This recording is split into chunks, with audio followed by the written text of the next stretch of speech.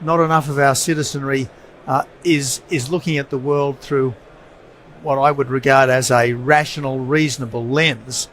I mean, we had the virus hysteria, we have the climate cult, we have the magic pudding economics, we have the gender fluidity push.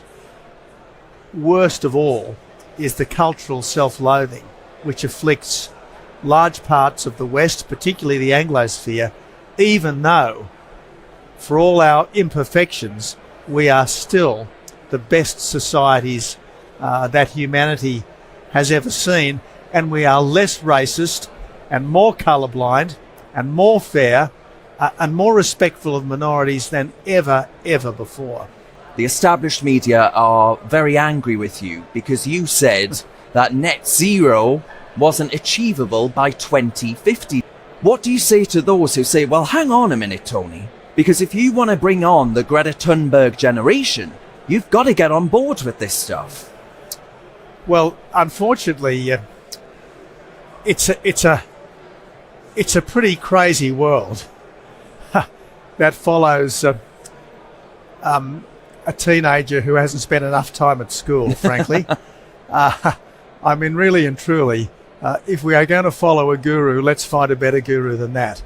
Now, one of our difficulties is that too many of our youngsters have had a propagandized education, which has been heavy on climate scares and light on history, light on the great books, light on an appreciation of all the things that have made our societies strong.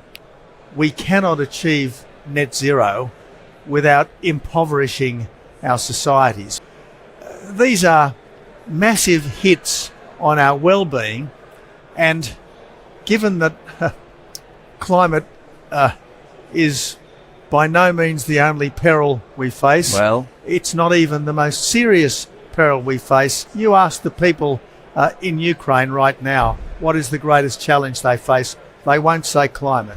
You ask the people in Israel or indeed in Gaza what is the great challenge they face, they're not going to say climate. You ask Taiwan what is the biggest threat it faces, it's not going to say climate. Now, I have to say, one day this whole climate fixation, this whole emissions obsession will be discredited.